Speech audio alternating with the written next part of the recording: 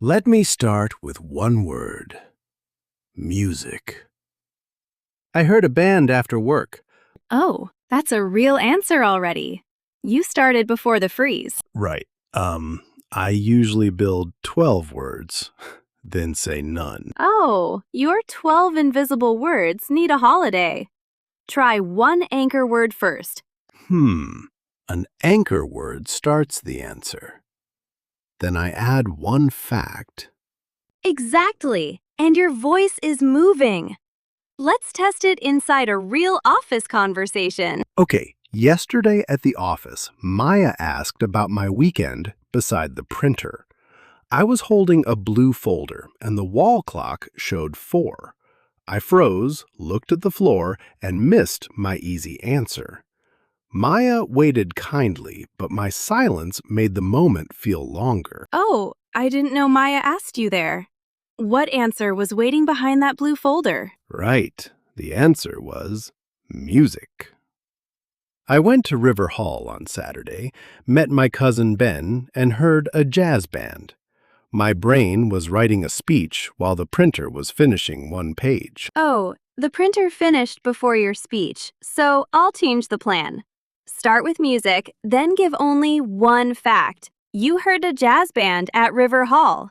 That answer is short, clear, and easy for Maya to follow with another question. Okay, we're at the office kitchen on Tuesday morning. I see Maya, 2 lunchboxes, a red mug, and the small clock. Roy, what did she ask after the team meeting? Right. She asked, "What are you doing after work?"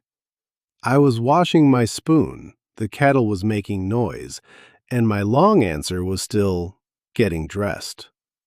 I knew the plan, but I was trying to explain the whole evening before naming the first place. Oh, your answer was getting dressed beside the kettle. What single word did you finally choose? Okay, I chose gym. I said, "Let me start with one word, gym. I'm meeting Leo there at 6. Maya smiled, and the conversation kept moving. Oh, I didn't know Leo was meeting you at 6. I'll make the next step more specific. After the anchor word, add a person, place, or time. That small fact gives your partner something real to follow. It also keeps you from searching for every detail before your voice begins. Is anchor the name for that first useful word? I want a simple meaning and a real example. Exactly. An anchor is something that helps you stay in one place. In our conversation, Jim holds your answer steady. At dinner, you could say, "Let me start with one word, spicy. This soup has red peppers." Oh, that soup example works. My old plan was to cook a perfect paragraph before serving one word. What's the 3-second reset exactly? Right. A reset is a short action that helps you begin again. Here, you breathe once, notice one clear word, and start aloud within 3 seconds. On a video call, you can reset before a surprise question. The pause stays natural because it has a clear next action. Wait, I tried that during Monday's check-in. The manager asked about the late report, and I picked data. I said the data arrived at 9, so I was checking the last table. That answer gave her the cause, the time, and my current action. Oh, I didn't expect the real problem to be 9 o'clock data. That changes my advice.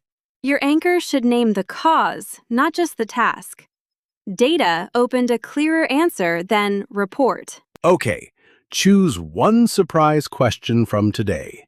Pause for 3 seconds and say your anchor answer aloud once.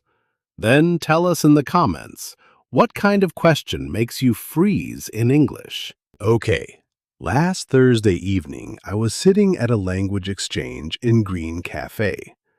My new partner Anna had a yellow notebook, 2 teacups were on the table, and a train passed the window. We had only spoken for 5 minutes, so every new question still felt surprising. Oh, I didn't know you met Anna at Green Cafe. What unexpected question did she ask while that train was passing? Right. She asked, "What place feels like home to you?" I had prepared travel questions, not feelings. I looked at her yellow notebook, took one breath, and chose kitchen. The word came from a real picture, so I didn't need to translate a long idea first. Oh, a kitchen is much more personal than a travel answer. I'll follow your image instead of giving a general rule. What happened in that kitchen, and who was there? Okay, my grandmother was making noodles there every Sunday. I was cutting green onions beside the wooden table, and my brother was stealing small pieces. I said, "Let me start with one word, kitchen." My family talked there every Sunday. Oh, your brother stealing noodles gave the answer a heartbeat. A concrete fact is clear and specific, so people can picture it. Here, Sunday, your grandmother, and the wooden table make the answer concrete. The listener doesn't need a perfect story because those small details already create a scene. Could I say, "I have a good feeling in my kitchen"? It sounds safe, but maybe it doesn't sound natural? Right. Some learners say, I have a good feeling in my kitchen. But a more natural way is, I feel at home in my kitchen. The phrase feel at home means you feel comfortable and relaxed. Oh, that saves my kitchen from sounding like a weather report. What did Anna say after my two sentences? Wait, I wasn't at your table, so I truly don't know. Did she share her own place or did she ask about the noodles? Right. She asked about the noodles first.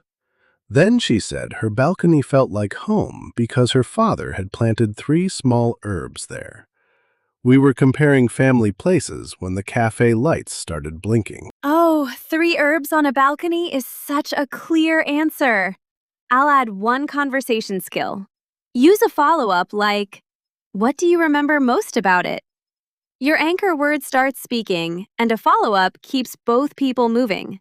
It turns one short answer into a shared conversation. Okay, now we're in the small meeting room at 10 on Friday. There's a whiteboard, a laptop, 4 chairs, and Priya is checking the project list. Royi, what question surprised you there? Right. Priya asked which task needed help. I was holding the black marker, the laptop was showing 6 tasks, and I started searching for every detail. My brain opened 6 tabs without showing one answer. Priya needed one useful update, but I was preparing the full project history. Oh, 6 brain tabs in a 4-chair room is ambitious. Which anchor word finally closed 5 of them? Okay, I chose photos. I said, "Let me start with one word, photos." I'm waiting for 3 product pictures from Sam. Priya wrote Sam, noon, on the whiteboard. She could act because the answer named the missing thing and the person. Oh, I didn't know Sam's 3 pictures were the block. I'll correct the practice question. Don't ask for your whole project story. Ask, what one thing is stopping me now? Then choose that answer as your anchor. Is block another useful word here? I know a toy block, but this sounds different. Exactly. A block is a problem that stops progress. In this meeting, the missing photos are the block. At school, you might say, the missing book is my block, so I'll borrow Anna's copy. A useful anchor can name that block before you explain the solution. Oh, I also counted aloud once. 3, 2, 1. My manager stared at me like I'd started a kitchen timer. Is counting aloud part of the reset? Right. Keep the counting inside your head unless the moment is playful. In the meeting room, also avoid the sharp command, wait. A softer phrase is, give me a second. It protects the conversation while you choose your word. Your partner hears a calm request instead of a sudden stop. Okay, let's do a mini role play. You're Priya beside the whiteboard, and I'm holding the marker. Ask me about the next step without warning me. Great, Roy. What's the next step for the product page? And when will it be ready? Right. Let me start with one word. Photos. Sam is sending 3 pictures at noon, and I'll finish the page by 3. If the pictures arrive late, I'll message Priya with a new time instead of hiding the problem. Strong answer. You began quickly, named the real block, and added a clear time. Small grammar mistakes wouldn't hurt that message because Priya can understand the action and ask another question. Okay, we're back in the studio after the Friday practice. The 3-beat timer is beside my notes. One green cue card says photos, and the desk clock shows 5. I was writing a recap when Lisa moved the timer away. Oh, I moved it because you were starting to race the plastic timer. Which 3 anchor words worked in your real week? Right. Music worked beside the office printer. Kitchen worked with Anna at Green Cafe, and photos worked in Priya's meeting room. Each word started a 2-sentence answer before my perfect paragraph arrived. The places changed, but the same 4-step pattern kept working. Oh, I didn't expect all 3 answers to connect to a person and a place. I'll make our golden pattern clearer. Reset, choose one anchor word, start aloud, then add one concrete fact. What's your hardest surprise question? Okay, the hardest one is, tell me something interesting about yourself. Yesterday, Ben asked it near the studio door while I was carrying the green cue card. I chose cooking and said I make noodles on Sundays. Ben asked who taught me, so one small fact opened the next question. Oh, Sunday noodles are a better answer than your invisible 12-word speech. For your final task, answer one surprise question in 2 sentences. Begin within 3 seconds with, "Let me start with one word," then add one concrete fact.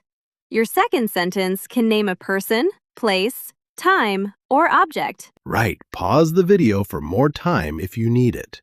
Short English is still real English. Your goal isn't a perfect speech. Your goal is to let one useful word open the conversation. Exactly. And write this frame in the comments.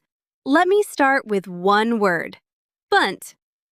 Thank you for practicing with Lisa and Royi. Your clear answer can help another learner try the same reset. Oh, save this episode and listen again tomorrow. Repeat one useful line. Subscribe to Basic English Stream for more easy English listening practice. And share this real-life simple conversation with a friend who freezes too. Right. Keep your first word simple and your next fact real. We'll meet you in the next practice, one clear sentence at a time. Okay, bye-bye, and keep your English flowing.